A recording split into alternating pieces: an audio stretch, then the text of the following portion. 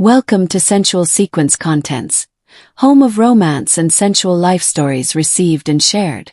The house was eerily quiet that afternoon, the kind of silence that makes you notice the hum of the fridge or the birds singing outside. I sat alone in the living room, flipping through a magazine without really reading it. My husband, Michaud, was away on another business trip. I wasn't bothered, it was routine by now. But the emptiness felt more overwhelming than usual. I glanced at my phone, hoping for a message or call, but there was nothing. The silence highlighted how predictable my life had become. Routine had become a comfort but also a barrier. I loved Michaud, or at least I thought I did. But over time something had shifted. Passion had turned into comfort, and comfort had become complacency. The sound of a car door shutting broke the silence. I peeked through the window to see my nephew, Sartre, walking toward the house. I opened the door to find him standing on the porch with a confident smile. "Hey Sartre, what brings you here?" I asked, hiding my surprise. "Uncle Michaud asked me to pick up some documents he left behind," he replied, his eyes sparkling with charisma. "Hope it's not a bad time." I stepped aside, letting him in. "Not at all. Come on in." As he entered, I noticed how effortlessly he moved, bringing a burst of energy into the room. He tossed his bag onto the couch and glanced around. "Nice place as always. You've got great taste." I chuckled, dismissing the compliment. "Flattery won't get you out of trouble." "What documents are you after?" Sartre shrugged. "Something about property papers, I think." As he headed to the study, I found myself reflecting on how different he was from Michaud. Sartre was spontaneous, charming, and unapologetically self-assured, traits that had been missing from my life for a long time. I shook off the thought, feeling a bit silly. He was family after all. But then Sartre returned with the papers. His sleeves rolled up to reveal a tattoo on his forearm. He caught me staring and smirked. "You like it?" he asked, amusement flickering in his eyes. "It's interesting," I replied, feeling a bit embarrassed. We sat down and chatted for a while, sharing stories and laughter. Sartre's tales were lively and humorous, a stark contrast to the monotony I'd grown accustomed to. For a moment, I forgot about everything else. My husband, my responsibilities, the unspoken rules of propriety.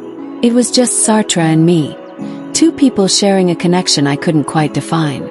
Our conversation flowed naturally, filling the room with warmth I hadn't felt in years. Sartre leaned back on the couch, his eyes meeting mine a moment too long as he spoke. There was something about the way he listened, genuinely interested in every word I said, that was disarming, almost intoxicating.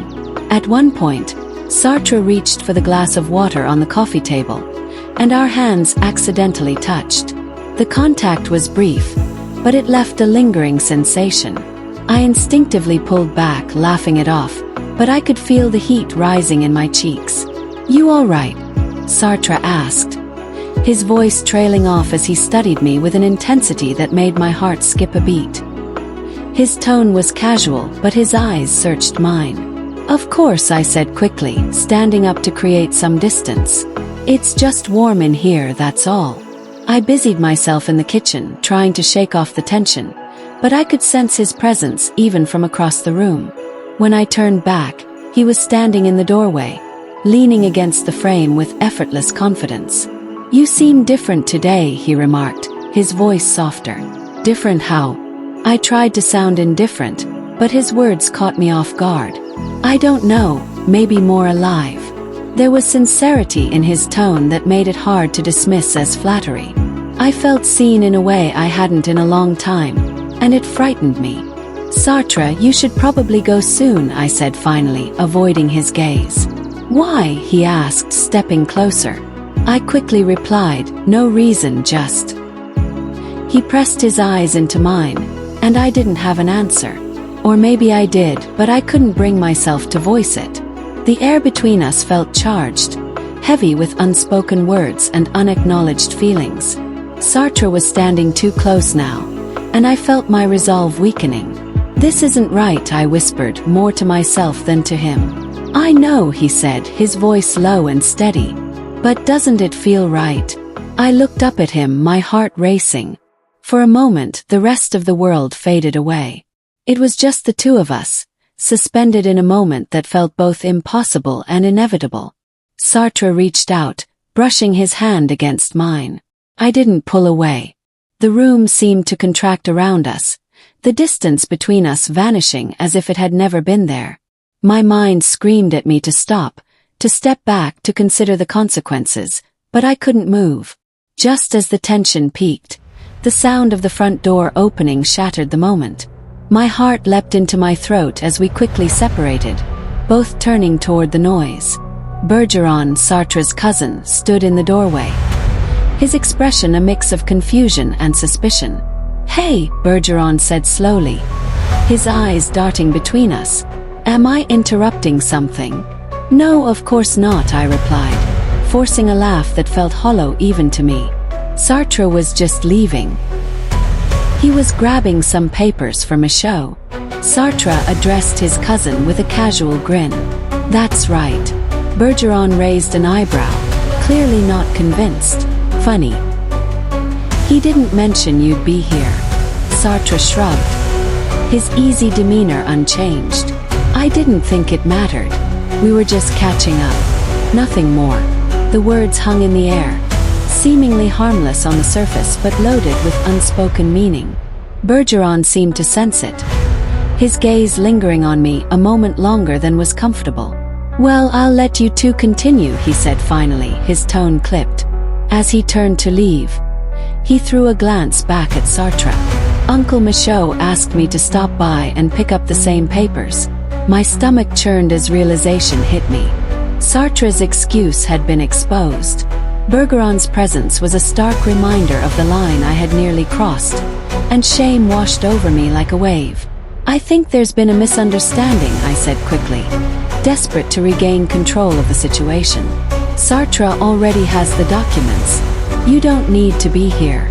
Bergeron didn't move, his eyes narrowing slightly. "Right." Sartre exhaled, running a hand through his hair. "I was just about to head out anyway." Bergeron nodded slowly but didn't look convinced. He took a step back, lingering just long enough to make it clear he wasn't fooled. Then, without another word, he walked out, leaving the door slightly ajar behind him. The ensuing silence was overwhelming. Sartre turned to me, his expression unreadable. The silence that followed Bergeron's departure was suffocating. My pulse pounded in my ears as I turned to Sartre, who was still watching me, his expression unreadable. "We shouldn't have let it get this far," I whispered, more to myself than to him. Sartre exhaled slowly, rubbing the back of his neck. "But it did." His voice was steady, but there was something raw beneath it. "And you felt it too." I didn't respond. Couldn't. 'Cause he was right. Instead, I turned away, running a hand through my hair as reality came crashing back. "Michaud." "I know," Sartre said, cutting me off. "But tell me something, do you still love him?" His question caught me off guard. I opened my mouth to answer, but nothing came out. Because I didn't know. Did I love Michaud? Or had I just grown comfortable with him? Sartre took a step closer, and I could feel the heat of his body behind me. "You don't have to answer right now," he said. "But don't lie to yourself." The weight of his words settled in my chest like a stone. I wanted to push him away, to tell him that this was a mistake. But deep down I knew, this wasn't just a moment of weakness. It was something I had been craving, something I had denied myself for too long. Still, it was wrong. And the consequences were coming faster than I was prepared for. That night, I tried to act normal when Michaud called. He was checking in from his trip, his voice warm but distant as it had been for years. I forced laughter, responded to his stories, pretended that everything was fine. But guilt gnawed at me, making it hard to breathe. I told myself I would end it. That Sartre was a dangerous temptation I couldn't afford. But the very next evening, Sartre came back. "I can't stay away," he admitted, standing in my doorway. "And I don't think you want me to." I should have slammed the door in his face. I should have told him we were done. But instead I let him in. That was my mistake. Because Michaud came home early. I didn't hear the car pulling into the driveway. I didn't hear the key turning in the lock. But I did hear his voice. What the hell is this? My heart stopped. I turned, my breath caught in my throat, and there he was. Michaud, standing in the doorway of our home, suitcase in hand, eyes locked onto Sartre and me. His face was unreadable at first. Shock, disbelief, then something far worse. Realization. My stomach twisted violently. Sartre, Michaud said. His voice dangerously calm. You want to tell me what you're doing in my house? Alone with my wife. Sartre straightened. His expression shifting into something unreadable. Michaud. But Michaud wasn't looking at him anymore. His gaze burned into me instead. You, he said. His voice barely above a whisper. Tell me the truth. I opened my mouth, my body trembling. The air between us was suffocating. There was no excuse, no way to soften the blow. Michaud already knew. My voice cracked. Did you sleep with him? Michaud's voice rose, raw and sharp. Silence. That was all the answer he needed. I saw the heartbreak in his eyes before he turned away. Before he laughed. A bitter, broken sound. Unbelievable. He ran a hand down his face, then turned to Sartre. You're my nephew. His voice was thick with betrayal. My own blood. Sartre stepped forward. Michaud, I never meant for this to happen. Michaud's fist clenched. But it did. His voice cracked. You've been sleeping with my wife. The words hit me like a slap. Shame burned through my veins, making it hard to breathe. Michaud, Don't, he snapped, his voice suddenly cold. Don't tell me it was a mistake. Because mistakes don't happen more than once. Mistakes don't happen when you let him back in. The weight of his words shattered something inside me. He shook his head, as if trying to process the betrayal. Then, without another word, he turned toward the door. Michaud, please, I pleaded, stepping forward, but he held up a hand. I need time, he said, his voice hollow. But I don't think there's anything left to save. And just like that he walked out. I stood frozen, the reality of what I had done crashing down on me. Sartre was still there, watching me, but suddenly he felt like a stranger. I had ruined everything. And I wasn't sure if I could ever fix it. Days passed. Michaud didn't come home. He ignored my calls, my texts. Bergeron had spread the rumors. Because of course he had seen it coming before anyone else. I couldn't escape the whispers, the stares. And Sartre. Sartre wanted to fight for me. But I didn't know if I wanted to fight for him. Because as much as I had wanted to feel alive again, all I felt now was lost. Michaud never came back. I waited. 4 days, then weeks. At first, I thought he just needed time to process everything. To rage, to grieve, to come back with questions or accusations. But the silence stretched longer than I had expected. And eventually, I had to face the truth. He was never going to forgive me. The divorce papers arrived on a quiet Wednesday morning, delivered in a plain envelope as if they weren't about to dismantle the life I had built. No angry words, no confrontation. Just his signature on the last page, a clean break, as if I had already become a stranger to him. I signed them with trembling hands, feeling the finality of it settle deep into my bones. Sartre stuck around for a while, insisting we could figure things out together. He told me he didn't regret what happened, that he had felt something real between us. And maybe, for a brief moment in time, I had felt it too. But love built on destruction never lasts. The fire that had burned so brightly between us quickly faded into ashes, and the weight of what we had done became impossible to ignore. I could see it in his eyes. The guilt, the regret, the realization that we had broken something neither of us could fix. Then one day, Sartre packed his bags. I need a fresh start, he admitted, standing in my doorway one last time. And I think you do too. I nodded, unable to argue. I hope you find what you're looking for, he said softly. You too. And with that, he was gone. For the first time in years, I was truly alone. No Michaud. No Sartre. No routine to fall back on. No distractions to keep me from facing myself. I had broken my own world apart, and now I had to build something new from the rubble. It wasn't easy. The loneliness was suffocating at times. The whispers from those who had heard the rumors were sharp as knives. But as the months passed, I found something I hadn't expected: freedom.